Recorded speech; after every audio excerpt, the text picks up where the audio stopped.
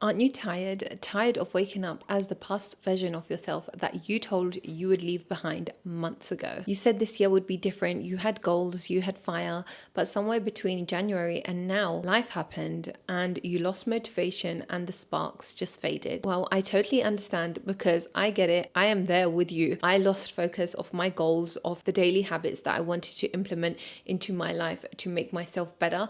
Some I kept, but some just fell off and I didn't even think about them again. So it's time to do a mid-year reset. It's time for us to reflect back on what we did, what we stuck with, and what we didn't, and what we want to do moving forward, because this is the only way we can make ourselves better. Because the thing is that nothing changes if you don't. No new month, no new planner, no motivational video is going to magically change your life, because you have to be fed up of your own BS. The old you that self-sabotages, that procrastinates, that overthinks, that's lazy, and that's a people pleaser is not coming with you in this next chapter, because we're leaving her behind. Thank them for their time, and it's time to bury them because we're moving forward. The mid-year reset isn't about rewriting your goals. It's about admitting to yourself that, okay, I slipped up, but I'm not going to stay down, because when you let go of who you once were, you make space for who you can be in the future. So I'm going to break it into 8 easy steps for you to become unrecognizable by the end of this year. The first thing that you need to do is to change your reality. Now you're probably thinking, how can I change my reality? Well, your personality creates your reality, as said beautifully by Dr. Joe Dispenza. This means that your personality, the way you think, feel, and act on repeat, is running the show. And your personal reality is your everyday life. So your work, your relationships, your friendship, your habits, your moods, your wins, or the lack thereof. So when I'm saying that your personality shapes your reality,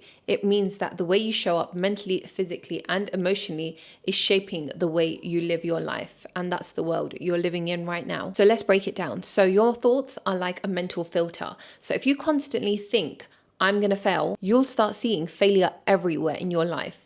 You must have heard of the red car theory. So you wouldn't notice red cars unless I told you to look out for them. That is the exact same in life. When you pay attention to something, that is where your energy goes and your energy flows. And that is what you'll see in your reality. So start thinking thoughts of success, of alignment, of the person who you want to be, instead of worrying about your problems. You already spent so much of your time and energy worrying about like your problems and what's going wrong in your life. Why don't we just switch it up and start thinking about what could go right in our life? And then we'll see the way the world changes around us. Now I want to touch on habits, because the little things that you do daily are building your future. So a consistent focused routine starts to build momentum. And a messy, chaotic one will just lead you to struggle. So you need to be careful, because your internal world is designing your external experiences.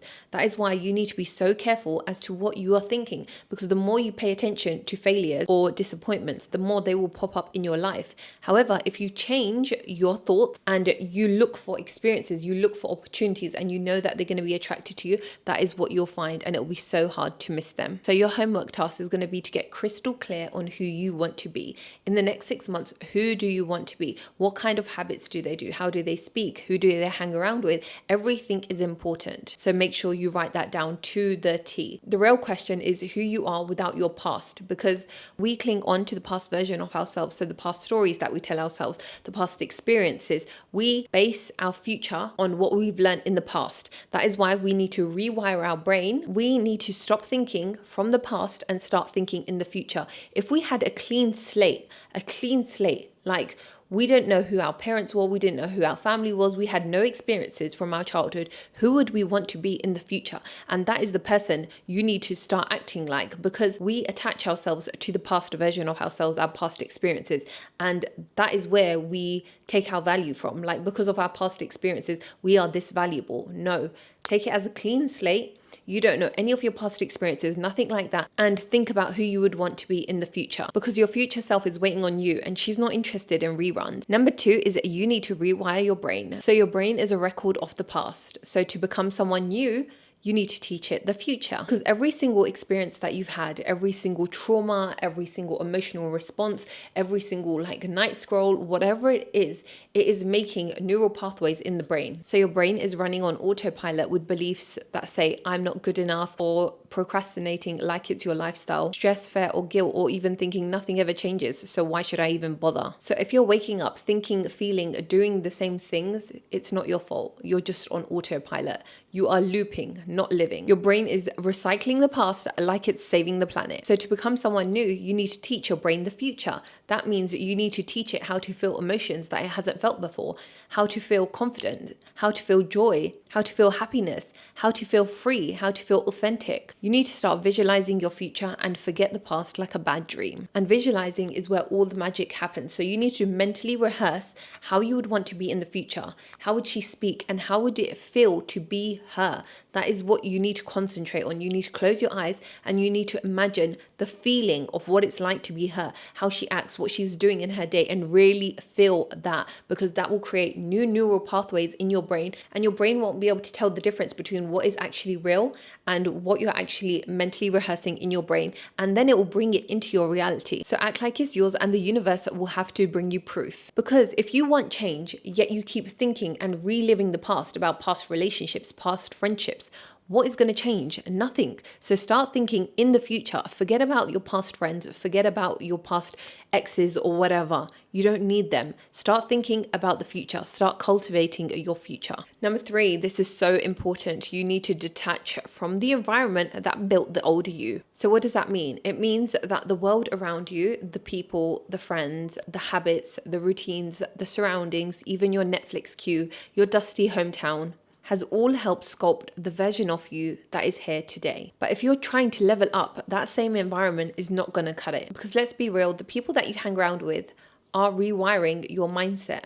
Your daily habits are reinforcing the person who you used to be. What you're scrolling through or what you're watching is quietly reprogramming your brain. And your space is either uplifting you or dragging you down. So if you're out here trying to become the next version of yourself, that confident version, that intelligent version, the successful person that you want to be, but you're still marinating in the same environment that raised the old you, well, guess what? You're gonna keep slamming into the same wall mentally, emotionally, and behaviorally. I don't blame you. It's the environment. That is why you need to take a break from the people that are around you, from the things that you watch. You need to be intentional by who you let into your energetic space. That is why it is key to detach from things that are keeping you stuck, because the environment that you're in keeps reminding you of the person you used to be. It triggers your old habits, your old dramas, and it doesn't help you move forward. Because if you're trying to grow flowers in a toxic soil, baby, they're not going to bloom, because you can't step into the new you while you're clinging on to the old version of yourself. And that is why people get stuck in like the middle ground where one foot is in and one foot is out, because it feels so uncomfortable to just jump into the unknown, because we're becoming someone that we're not familiar with, and everything is uncomfortable because we haven't been that person yet. We haven't met with that person yet. Whereas our old habits, although it makes us feel comfortable, it's not good for us, because our growth happens when we are uncomfortable. So what can you do? You can upgrade your circle. That means letting go of past people that remind you of the past version of yourself. I don't mean you need to completely cut them out, but sometimes distance is a good thing. And your real friends won't mind if you are working on yourself, because they'll completely understand. And you can even meet new people by joining some classes or even online forums, and then you can meet new people through there and get out of your comfort zone that way. You can refresh your routines by changing your habits, so maybe start waking up a bit earlier. And I know a lot of you watching probably can't move out or don't have their own apartment. So what you can do is you can rearrange your furniture in your room to make it feel like it's a different space. You can also add like plants, whether they're real or fake. Real ones have a lot of benefits to it, but fake ones do too, because it brings a sense of like calm and peace. And so that helps with your nervous system as well. So you can rearrange your furniture, add some like plants, add some greenery here and there, and just change it so it looks like a different environment, so that when you go into that room, it feels like a new safe space for you, where the new version of yourself can evolve. Because it's not always about grinding harder. Sometimes it's just about letting go of what is dragging us down, because we can't fly, because people are weighing us down with their toxicity or their bad habits that we have taken on as our own. So that is why we need to let go of certain people, so that we can find who we are and we can thrive and fly. Another thing that you can do is limit your time on social media apps, or even delete them completely, because you will realize if you did that and you deleted them for 6 months and you came back, you would realize that nothing has changed.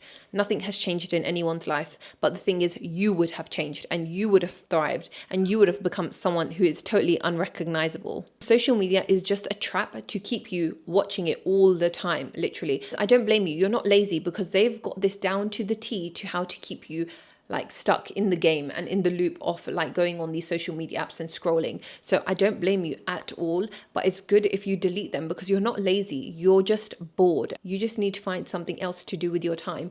And there's so many things that you can learn. Imagine all that time that you spend on social media apps. Imagine building like a side hustle or learning AI or learning how it's going to affect jobs in the future, or becoming someone who's so knowledgeable in how to use AI that any company would want you, because obviously every company is using AI now. So you could learn AI, you could learn a new language, and then maybe you can go and work abroad, because let's be honest, most of the countries are just going downhill fast, especially my own UK. So if you learn a new language, that opens the door of you going abroad and working there. So learn a new skill that will actually help you in the future. So make sure that you don't waste your time and 6 months later you're not going to be there thinking, I wish I was different. Instead, you're going to be thinking, I have so many more opportunities available for me because I learned this skill and didn't waste my time scrolling on social media. Number 4 is you need to challenge your nervous system. So the unrecognizable version of you, she doesn't live in your comfort zone. We're not talking about a cute little glow up. We're talking about a full-blown transformation that we want. The kind that rewires how you think, feel, act, and move throughout the world, like the main character you was born to be. So your body's nervous system is like your built-in security system. It tells you whether to chill out or whether you need to freak the hell out. So it's designed to keep you alive, not to help you thrive. So when you try something new, or when you say no to something, or when you set a boundary and it feels uncomfortable, not because you're doing anything wrong, but because your nervous system thinks, whoa, what the hell is going on? We're not used to this. Even though it's your breakthrough knocking on your door. Most people are not dumb or lazy. They stay stuck because when they change something, their body is screaming abort mission, because your nervous system feels safe in the familiar, even if that means it's a toxic pattern. Like when you play small, or when you're procrastinating, or you're people pleasing, this all feels familiar, and that is why you keep replaying the same drama, because that safe feeling is actually toxic AF. So you'll keep playing small, so you'll keep people pleasing, so you'll keep apologizing and never speak your truth. So that unrecognizable, confident, radiant version of yourself, she will not run away from fear. She's gonna lean into it.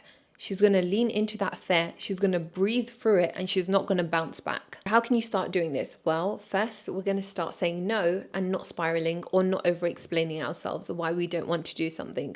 We don't want to do something, so we don't want to do something. Second, you're going to start speaking your truth. If something makes you uncomfortable, you let them know that I'm not happy with this. This is my boundary, don't cross it. Third, you're going to work out when you don't feel like it. Even if you don't have a gym membership, there's so many exercises online. Don't make excuses. You're going to ask for what you want without shrinking. If you could have anything and everything in the world, what would you ask for? Who would you be? That is where you need to start. Because if you want to reach the next level of you, you need to teach your nervous system that expansion is safe. Because comfort won't raise you, discomfort will crown you. Number 5 is you need to regulate your emotions like the future you. So imagine the version of yourself that has everything that you want to be. So she's grounded, she's composed, she's laser focused, she doesn't spiral, she's not handing out her piece like free samples, and she's unbothered. Now, when something happens, you need to ask yourself, how would the highest version of me behave in this situation? Let me give you an example. So say you parked your car in the wrong place and you got a ticket. So the billionaire version of me is going to think it's just £65, who cares? Whereas the poor version of you will be thinking, oh my God, it's £65. I have to pay an extra £65 for this fine. No, we're not going to think like that.